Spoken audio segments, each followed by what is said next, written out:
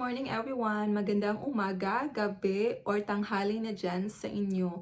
Dito po sa Denmark is already 12 noon in the afternoon. So, itong video na to, gusto ko lang i-share sa inyo kung magkano nga ba ang cost of living dito sa Denmark. Magkano nga ba ang mga gastusin dito sa Denmark. Lahat po yan ay tatalakayin natin sa video na to. At saka, disclaimer lang po, hindi po ako magbabanggit ng information dito na hindi ko na-experience. So, lahat po ng mga information na sasabihin ko dito sa video is my own experience ng aking husband. So, if you are a Filipino out there who wants to migrate here in Denmark or who wants to live here, maybe this video could help you to think kung para sa akin ba ang Denmark? Mahal ba tumira? Is it affordable? So, if you are interested, so please stay tuned. So, now let's dive into the video. First is housing. So, magkano nga ba ang rental dito sa Denmark? Magkano ba magrenta ng apartment or bahay?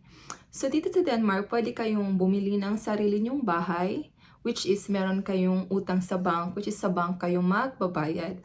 Meron ding apartment na pwede nyong bilhin at sa bank din kayo magbabayad ng mortgage. Meron din naman ditong apartment like sa amin, it's a private apartment so we are paying to a private company. Meron ding apartment dito na kailangan mo maging member sa association ng housing. And that is, that kind of housing, it takes many years para makakuha ka ng apartment. Kasi dito sa Denmark, kung gusto mo makakuha ng murang apartment, either dito sa Copenhagen or outer part of Copenhagen na makakamura ka talaga, is kailangan mo mag-member sa isang association. For example, nag-member ako dati ng, ito may-mention ko dito, yan, nag-member ako sa mga association na yan, pero it takes many years para makakuha ka ng, or magkaroon ka ng chance na makakuha ng murang apartment. Kasi dito sa Denmark, sila, mga kahit 18 pa lang or 20, nagra-register na sila dyan sa housing association para after maybe 5 or 10 years, meron silang, masasali sila sa priority na list ng makakuha ng apartment. So, ang dami ko nang sinasabi. Ano ba yan? Pero kasi marami kasing type of housing dito sa Denmark. So, kung gusto mo magkaroon ng bahay, yun nga, dun ka sa bank. Pero sa amin dito, sa apartment namin, is ito ay private rental company. So, dito kami nakatira sa Copenhagen mismo. Malapit kami sa metro, malapit din kami sa train station. So, ang aming bahay or aming apartment is just 54 square meter apartment, 1 bedroom. So, we pay for this is 12,000 krona, just the rent alone. Plus, you also need to pay heating and water. Our water is we consume around 250 krona to 350 krona a month. Depend kung gaano kami kaaksaya sa tubig. So, the second one is electricity. Ang aming electricity is nasa 550 krona to 800 krona per month. At depende din yan kung magastos or marami kayong gadget or marami kayo sa bahay. Kami naman, dalawa lang kami ng asawa ko. So, nasa 500 to 800 krona lang ang aming binabayaran na kuryente.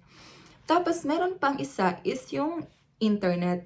Yung internet naman namin ay nagkakahalaga ng 300 krona per month. So, magkano na ba yon? So, around 13,000 plus krona. Hindi na natin i-convert sa peso kasi mawiwindang tayo sa presyo. So, yon. So, aside from that, syempre, bibili ka rin ng pagkain. Sa pagkain naman, hati kami ng asawa ko.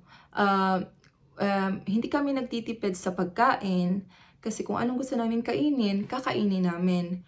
Pero kung meron mang discount sa supermarket, syempre, bibili kami kung gusto namin, ganun lang. So, ang aming budget sa aming pagkain per week is 1,000 to 1,500 a week.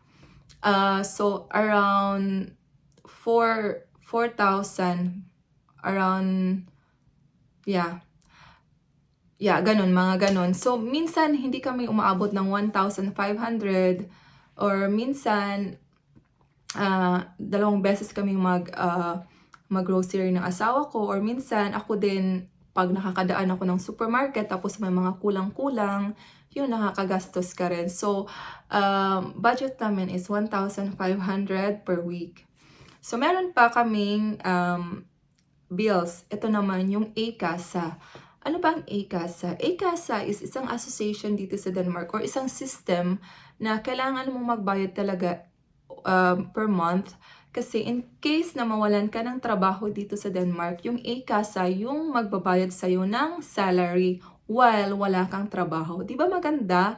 Para siyang benefits na rin kasi hindi natin alam, mawalan ka ng trabaho, sinong magsusweldo sa'yo, ang mahal-mahal ng bills dito sa Denmark. So, maganda talaga na meron kang A-Casa. Yung A-Casa ko naman is 530 krona per month. Yung asawa ko din, ganyan din sa kanya. Siya yung nagbabayad sa kanya, hindi kami nagsishare dito. Own expenses namin yon. Ano pa ba? Mobile internet. Ako naman, nagbabayad ako ng 120 krona per month. Yung asawa ko, I think 50 krona lang yung binabayaran niya kasi hindi siya masyadong gumagamit ng mobile data kasi lagi siyang nasa office, meron silang wifi at saka pagdating sa bahay, meron naman kaming wifi. So, hindi siya masyadong magastos. Ako lang. So, ano pa bang mga gastos dito sa Denmark? Kung meron ka ring sasakyan, syempre, additional na rin yun. Kami wala kaming own car kasi yung asawa ko meron siyang company car. So, ako naman, wala akong car kasi yung work ko is super lapit lang sa bahay namin. So, I don't need a car. So, if you are also transporting every day, meron ding every month na Rise sa Court ang tawag namin. Yung parang monthly subscription of unlimited train and buses. So, nagra-range yan. Depende kung gaano ka kalayo sa Copenhagen or kung saan ka man nagtatrabaho, doon magbe-base. Mostly nasa 500 to 1,000 above yung monthly ticket dito sa Denmark. So soon, lilipat na kami ng bahay, aalis na kami dito sa apartment namin.